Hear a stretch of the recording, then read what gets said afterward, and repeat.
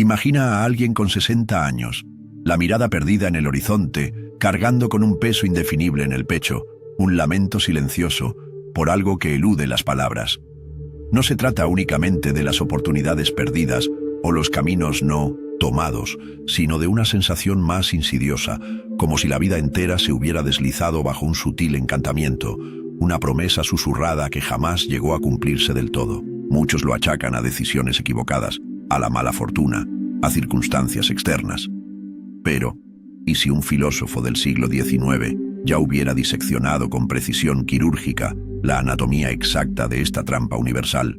Una falla inherente a nuestro modo de operar que, de no ser reconocida, nos condena inexorablemente a esa melancolía tardía.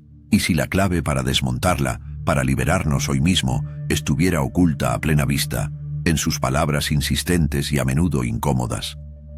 Arthur Schopenhauer, a menudo etiquetado con la simpleza del pesimismo, fue en realidad un faro de lucidez cortante sobre la intrincada condición humana. Su relevancia, lejos de disminuir con el tiempo, resuena con una fuerza perturbadora en nuestra era hiperconectada y ansiosa. No ofrecía consuelos fáciles, sino un diagnóstico implacable, una invitación a mirar de frente las verdades menos amables de nuestra existencia. Su filosofía no buscaba agradar, sino despertar. Y es precisamente en ese despertar donde reside su valor perdurable. Una guía para navegar las aguas turbulentas de la vida con mayor consciencia y, paradójicamente, con una serenidad más profunda que la ofrecida por las ilusiones pasajeras. En el corazón de su pensamiento yace el concepto de la voluntad. Wille, en su alemán original, no se refiere a un deseo consciente y particular como el querer una taza de café, sino a una fuerza cósmica, ciega, insaciable y primordial, que pulsa en toda la existencia, desde la piedra inerte hasta el más complejo de los seres vivos, incluyéndonos a nosotros. Es el querer fundamental, la pulsión subyacente por existir, por manifestarse, por perpetuarse, un motor incansable que opera en la oscuridad, ajeno a nuestra razón y a nuestros anhelos de paz, impulsándonos sin tregua hacia un horizonte siempre esquivo, una sed que ninguna fuente parece poder saciar por completo. Schopenhauer la describe sin ambajes. La voluntad es el amo ciego, y nuestro intelecto, del que tanto nos enorgullecemos, no es más que su astuto sirviente. Nuestra razón, nuestros pensamientos conscientes, nuestra capacidad para planificar y justificar están, en la mayor parte de las ocasiones, al servicio de esta voluntad primigenia. El intelecto se esfuerza por encontrar caminos para satisfacer los impulsos de la voluntad, por racionalizar sus dictados, por tejer narrativas que nos hagan creer que somos los soberanos de nuestros deseos, cuando en realidad somos los ejecutores, a menudo inconscientes, de un mandato mucho más profundo y arcaico. La naturaleza intrínsecamente trágica de esta voluntad reside en su insaciabilidad perpetua. Cualquier satisfacción que logremos obtener es, por definición, temporal, efímera. Una vez alcanzado un objetivo, un breve instante de alivio o incluso de placer.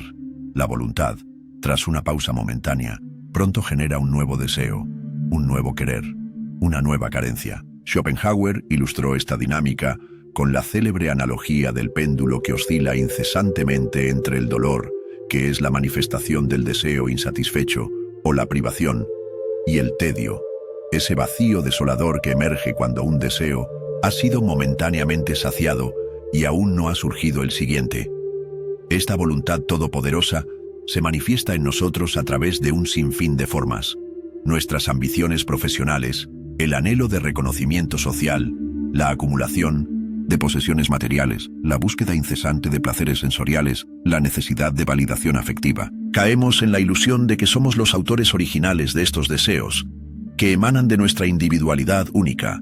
Sin embargo, desde la perspectiva schopenhaueriana, somos más bien marionetas movidas por los hilos invisibles de esta fuerza, impersonal y universal, que nos utiliza como vehículos para su propia y ciega autoafirmación en el mundo fenoménico. Así, la cuestión fundamental que Schopenhauer nos obliga a confrontar, y que yace en el núcleo de la trampa mental que exploramos, es la siguiente. Si nuestra existencia está fundamentalmente impulsada por esta voluntad ciega e insaciable, ¿cómo podemos esperar razonablemente encontrar una paz interior duradera o una felicidad genuina siguiendo ciegamente sus dictados? Pretenderlo sería como esperar que el sirviente, nuestro intelecto buscando la felicidad, pueda dominar al amo, la voluntad buscando solo su perpetuación. Aquí reside el germen de un profundo y persistente malestar existencial. La trampa mental, que Schopenhauer identificó con tanta agudeza, consiste, pues, en esa creencia profundamente arraigada, a menudo inconsciente, de que la realización personal y la felicidad auténtica residen primordialmente en la conquista de objetivos externos dictados por la voluntad. Hablamos del éxito profesional, la acumulación de riqueza, el alcanzar un determinado estatus social, obtener la aprobación y la admiración de los demás. Es una trampa porque nos hace buscar fuera lo que, según él, solo puede atisbarse, si acaso, a través de una transformación interna radical o una profunda comprensión de nuestra naturaleza. Schopenhauer fue implacable en su crítica a la persecución de la felicidad, concebida como un objeto externo que puede ser alcanzado y poseído de forma permanente. Sostenía que al hacer esto, simplemente proyectamos nuestra voluntad inherente sobre esos objetos o estados externos. Una pareja ideal, un trabajo soñado, una casa perfecta, albergando la vana ilusión de que su consecución nos brindará un contentamiento duradero. Sin embargo, la voluntad, una vez satisfecha en un punto, simplemente se desplaza hacia otro, perpetuando el ciclo de deseo y frustración o tedio. El papel de la sociedad y la cultura contemporáneas es crucial en la perpetuación de esta trampa mental. Las narrativas dominantes sobre el éxito, el progreso y la felicidad se construyen, en gran medida, en torno a esta búsqueda externa. Se nos bombardea constantemente con mensajes que refuerzan la idea de que nuestra valía y nuestra satisfacción dependen de lo que logramos, poseemos o aparentamos. Este condicionamiento social nos sumerge aún más profundamente en la ilusión, haciendo que la voz crítica de la razón apenas pueda ser escuchada entre tanto ruido prometedor. ¿Por qué es entonces una trampa tan efectiva y dolorosa? Fundamentalmente, porque la voluntad, como fuerza impersonal y ciega, no se preocupa en absoluto por nuestra felicidad individual o nuestro bienestar psicológico. Su único interés es su propia perpetuación y afirmación. Cada conquista, cada deseo satisfecho, no es más que un breve alivio, una tregua momentánea, antes de que un nuevo anhelo surja con renovada urgencia, manteniéndonos así atados a la noria incesante del querer, impidiéndonos alcanzar una serenidad estable y genuina que solo podría venir de una fuente distinta. Existe una futilidad intrínseca en esta búsqueda incesante dictada por la voluntad. Schopenhauer argumentaría con lógica implacable que incluso si, por un milagro improbable, todos y cada uno de nuestros deseos externos fueran completamente satisfechos, todavía nos enfrentaríamos al abismo del tedio, a ese vacío existencial que surge cuando la voluntad carece de un objeto inmediato al que aferrarse. Esto se debe a que la fuente misma del problema, la naturaleza insaciable de la propia voluntad, no ha sido abordada ni comprendida en su raíz, sino meramente distraída temporalmente. Por lo tanto, la verdadera esencia de la trampa mental no reside únicamente en la persecución de estos fines externos, sino, de manera más profunda, en nuestra identificación casi total con esta búsqueda. Radica en la creencia errónea de que somos nuestros deseos, de que nuestra identidad y nuestra valía como seres humanos dependen intrínsecamente de la satisfacción de esas pulsiones. Al fusionarnos con la voluntad, nos convertimos en sus prisioneros voluntarios, renunciando a la posibilidad de una perspectiva más amplia y liberadora sobre nuestra propia existencia. Consideremos, por ejemplo, la cultura omnipresente de las redes sociales en nuestro tiempo. La búsqueda incesante de validación a través de me gusta, seguidores y comentarios elogiosos. La meticulosa construcción de una persona en línea idealizada y a menudo ficticia. Todo ello no es más que una manifestación contemporánea y muy clara de la voluntad, buscando reconocimiento externo, intentando apuntalar una autoestima frágil mediante el espejo de la aprobación ajena. Un espejo que, por su propia naturaleza, siempre será distorsionante y cambiante. Pensemos también en la concepción de la carrera profesional como un fin en sí misma, más que como un medio. La escalada corporativa, la persecución obsesiva de ascensos, aumentos salariales y títulos rimbombantes, a menudo a costa de la salud física y mental, de las relaciones personales significativas y de la paz interior.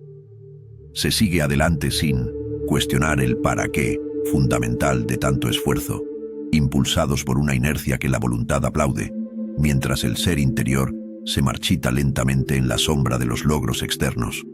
El consumismo desaforado se erige como otro claro ejemplo de esta dinámica, funcionando como un paliativo constante para el malestar subyacente. La creencia, fomentada por un marketing implacable, de que la adquisición de bienes materiales, el último modelo de teléfono, el coche más nuevo, la ropa de moda, preencherá un vacío existencial o nos proporcionará una felicidad duradera. Este ciclo de compra, breve satisfacción y nuevo deseo por más, es la voluntad en su máxima expresión, manteniéndonos ocupados en una cinta de correr que no lleva a ninguna parte. Incluso en la esfera de las relaciones personales, la trampa se manifiesta con sutileza.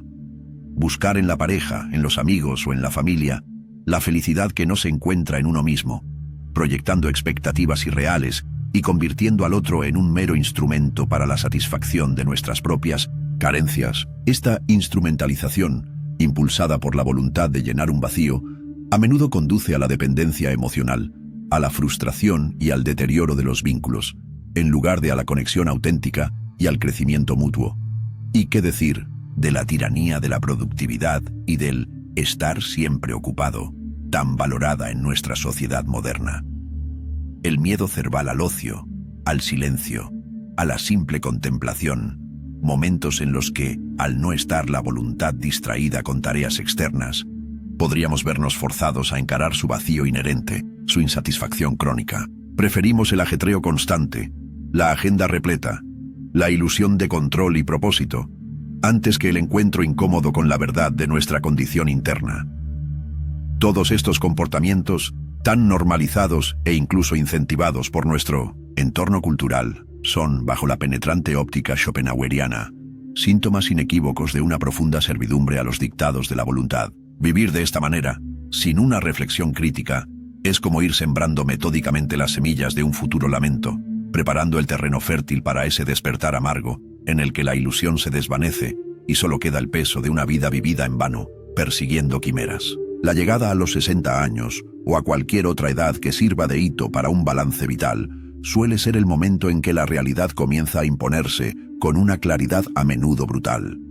Las fachadas cuidadosamente construidas a lo largo de décadas comienzan a resquebrajarse, la energía arrolladora de la juventud, que permitía perseguir incansablemente las ilusiones, disminuye sensiblemente. Es entonces cuando la confrontación con uno mismo y con el legado de las propias elecciones se vuelve ineludible, y la trampa mental revela sus consecuencias más amargas. Pero, ¿en qué consiste exactamente ese lamento que Schopenhauer preveía? No es simplemente el arrepentimiento por errores puntuales o decisiones desafortunadas. Es algo mucho más profundo. El reconocimiento desolador de que gran parte de la vida se ha malgastado persiguiendo sombras. Que los trofeos acumulados con tanto esfuerzo suenan huecos al tacto. Que la felicidad prometida y tan anhelada nunca llegó a materializarse de forma plena y duradera, sino que fue apenas un espejismo fugaz en un desierto de anhelos. Emerge entonces el dolor agudo de la percepción del tiempo irremisiblemente perdido, de la energía vital invertida en metas que no alimentaron el alma, sino que tan solo sirvieron para saciar temporalmente los apetitos insaciables de la voluntad. Surge la amarga sensación de haber sido un actor secundario en el drama de la propia vida, interpretando un papel dictado por un guión ajeno, un guión escrito por las convenciones sociales, las expectativas familiares o los impulsos ciegos de una fuerza interna no reconocida ni comprendida. En ese momento de cruda lucidez, el individuo se enfrenta a su propia finitud, a la inminencia del final, y la pregunta ¿para qué he vivido realmente?, resuena con una fuerza devastadora. La dificultad para encontrar un significado trascendente se agiganta cuando se constata que la brújula vital ha estado orientada predominantemente por imperativos externos y por pulsiones internas no cuestionadas, en lugar de por valores auténticos y conscientemente elegidos. El castillo de naipes de las vanas ilusiones se derrumba. Schopenhauer, con su característica franqueza, no vería este lamento tardío como un fracaso puramente individual o como resultado de una particular debilidad de carácter. Más bien, lo interpretaría como la consecuencia lógica, casi matemática, de haber ignorado la naturaleza fundamental de la voluntad y la estructura insidiosa de la trampa mental que ésta tiende. Es el resultado inevitable de vivir de espaldas a una verdad esencial sobre la condición humana. Una verdad que él se esforzó por desvelar. De ahí la importancia crucial de no esperar a esa edad avanzada, a ese punto de no retorno, para despertar a esta realidad. La insistencia de Schopenhauer en estos temas no es un ejercicio de masoquismo filosófico, sino un llamado urgente y compasivo a reconocer el mecanismo de la trampa antes de que sus efectos acumulados se conviertan en un fardo demasiado pesado de sobrellevar, antes de que el lamento se instale como el único compañero de los últimos años. La liberación es posible, pero requiere atención y esfuerzo conscientes. El primer paso crucial en este camino de liberación, y quizás el más difícil, consiste en reconocer la existencia misma de la trampa mental. Paradójicamente, el dolor, el descontento crónico, la sensación de vacío o la frustración recurrente, cuando son observados a través de la lente de la filosofía de Schopenhauer, pueden dejar de ser vistos como meros enemigos a suprimir o evitar a toda costa. Pueden, en cambio, convertirse en valiosos catalizadores para el cambio, en señales de alarma que nos indican que algo fundamental necesita ser revisado en nuestra forma de vivir y de percibir la realidad. La introspección, honesta y sostenida, se revela entonces como una herramienta fundamental e indispensable. Implica volverse hacia adentro, observar con detenimiento los propios pensamientos, deseos, emociones y motivaciones, no con un ánimo de juicio inmediato o autocrítica destructiva, sino con una curiosidad investigativa, casi científica. Se trata de convertirse en un observador imparcial de nuestro propio paisaje interior, intentando desentrañar los patrones ocultos y las fuerzas que nos mueven, a menudo sin que seamos plenamente conscientes de ello. A través de esta práctica introspectiva, podemos comenzar a cultivar la desidentificación de la voluntad. Esto significa llegar a comprender, no solo intelectualmente, sino vivencialmente, que yo no soy mis deseos. Estos son impulsos que surgen en mi campo de conciencia, fenómenos pasajeros. Se trata de crear un espacio, una distancia saludable, entre el observador, la conciencia pura, el testigo, y lo observado, la voluntad, manifestándose como un torbellino de anhelos, miedos y aversiones. En ese espacio reside el germen de la libertad. Schopenhauer, en consonancia con esta idea, valoraba enormemente la contemplación estética, la inmersión profunda en el arte, la música, la belleza de la naturaleza, como una forma privilegiada de silenciar temporalmente los aguijones de la voluntad. En esos momentos de pura contemplación desinteresada, el intelecto se libera de su servidumbre a la voluntad y puede experimentar un estado de conocimiento puro, un goce sereno que no está ligado al querer ni al poseer, sino al simple ser y percibir. Son atisbos de una existencia más allá de la tiranía del deseo. Es igualmente importante comenzar a cuestionar, de forma sistemática, las narrativas internas y externas que han moldeado nuestra vida y nuestras aspiraciones. Ante cada impulso fuerte, ante cada ambición que nos consume, preguntarnos con honestidad: ¿este deseo es verdaderamente mío? ¿Surge de mi ser más auténtico? ¿O es más bien un eco de la voluntad ciega, una internalización de las expectativas sociales, una repetición de patrones aprendidos en mi historia personal? Este autoexamen constante es una forma de ir desenmascarando al impostor. En última instancia, es crucial entender que la liberación de la que hablaba Schopenhauer no consiste en destruir la voluntad, lo cual consideraba imposible, ya que es la esencia misma de la existencia, sino más bien en trascenderla, o al menos en dejar de ser su esclavo inconsciente. El poder reside en la conciencia lúcida, en la capacidad de observar sus manejos sin ser arrastrados por ellos, en elegir no actuar ciegamente cada uno de sus impulsos. Es un cambio de amo, del dominio de la voluntad ciega al gobierno, imperfecto pero creciente, de una razón iluminada por la comprensión. Una primera estrategia práctica para comenzar a forjar las llaves de esta celda autoimpuesta es el cultivo del no querer selectivo y consciente. Esto implica aprender a decir no, de manera deliberada, a ciertos impulsos de la voluntad, especialmente a aquellos que por experiencia propia o por reflexión hemos identificado como fuentes recurrentes de sufrimiento, insatisfacción o arrepentimiento. Puede ser el resistirse al consumo impulsivo, el renunciar a la búsqueda obsesiva de aprobación externa, o el desvincularse de dinámicas relacionales tóxicas, incluso si la voluntad clama por ellas. Otra práctica fundamental, según Schopenhauer, es el desarrollo activo de la compasión, Mitleid. Al reconocer el sufrimiento universal, al comprender que todos los seres sintientes están, en mayor o menor medida, impulsados y a menudo atormentados por la misma voluntad ciega, podemos trascender las estrechas fronteras de nuestro egoísmo individual. La compasión nos conecta con los demás desde un lugar de humanidad compartida y, al hacerlo, debilita el dominio de nuestra propia voluntad particular, orientándonos hacia una ética del cuidado y la solidaridad. La búsqueda constante de conocimiento y sabiduría también se erige como una herramienta poderosa de liberación. Al esforzarnos por entender las leyes que rigen la existencia, la naturaleza humana y el funcionamiento del mundo, ganamos perspectiva y una cierta distancia crítica respecto a los caprichos y las urgencias de nuestra voluntad individual. El conocimiento, especialmente el filosófico y el científico, nos permite ver más allá de nuestras preocupaciones inmediatas y apreciar el vasto contexto en el que se inscribe nuestra breve y a menudo convulsa existencia. Paralelamente, es crucial desarrollar una mayor capacidad para la aceptación del sufrimiento inherente a la vida. En lugar de luchar incesantemente contra toda forma de desconforto, frustración o dolor, que no son sino manifestaciones de la voluntad contrariada, podemos aprender a aceptarlos como parte ineludible de la condición humana. Esta aceptación no implica resignación pasiva, sino una reducción del sufrimiento añadido que generamos al resistirnos a lo inevitable. Al aceptar el dolor, paradójicamente, disminuimos su poder sobre nosotros. Resulta igualmente liberador encontrar valor y satisfacción en actividades que no sirven directamente a los intereses egoístas de la voluntad individual.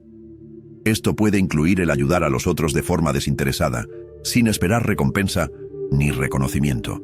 El dedicarse al arte por el puro goce de la creación o la contemplación, o el buscar la verdad y el conocimiento por sí mismos, por el simple anhelo de comprender.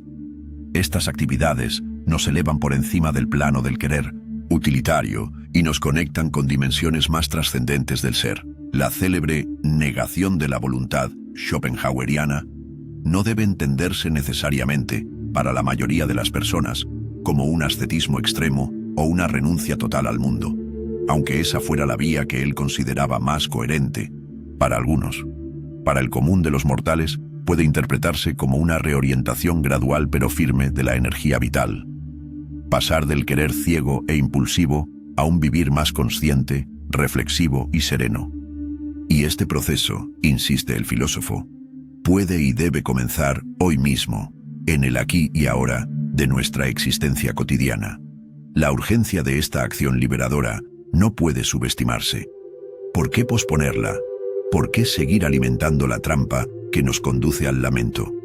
Cada día vivido bajo el yugo de la voluntad inconsciente es un día menos de vida auténtica, una oportunidad perdida de experimentar una serenidad más profunda y un paso más en la dirección de ese arrepentimiento tardío que Schopenhauer tan vívidamente describió.